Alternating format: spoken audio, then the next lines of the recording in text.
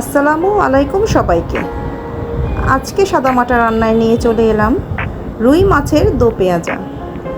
এই দো পেঁয়াজাটা করতে খুব বেশি কিছু লাগে না, খুব ইজি প্রসেস। আর আমার বাচ্চাদেরও পছন্দ যে ওরা একটু মাছটাকে ভেজে নিয়ে তারপরে দো পেঁয়াজাটা করলে খেতে মজা পায়।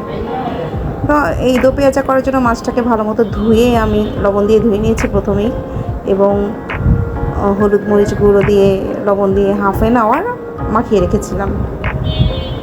তারপরে আমি এটা ভাজতে দিব, কারণ মশলাটা এর ভেতরে যায়, তাহলে মাছটা ভাজাটা খেতে ভালো লাগে। আর এই গরমে এত প্রচণ্ড গরম পড়েছে, এই গরমে আসলে খুব বেশি কিছু খেতে মানে খাবারের টেস্টই যেন কেমন চেঞ্জ হয়ে যাচ্ছে, ভালোই লাগছে না এরকম মনে হয়।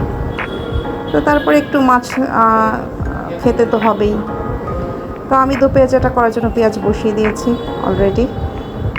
দেন কিছু মশলা দিয়ে দিলাম, আবার একটু টমেটো দিব আমি এতে, কারণ টমেটোর রসটাতে আর মাছের ঝোলটার মধ্যে রসটা গেলে একটু মানে খেতে বেশি আমার কাছে টেস্ট লাগে।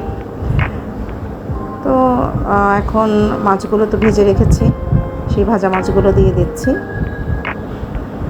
আর হালকা একটুখানি দো পেঁয়াজাটা পুরো শুকনো শুকনো করবো, মানে একটু মাখা মাখা। তো আমার ইজি প্রসেস অনুযায়ী তাড়াতাড়ি হয়ে যাচ্ছে।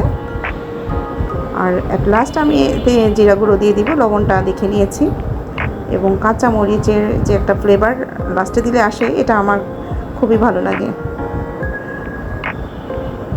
তো এই প্রচণ্ড গরমে রান্নাবান্না করাটাও মানে মুশকিলের ব্যাপার হয়ে যাচ্ছে, যা দেখা যাচ্ছে। আর এই তো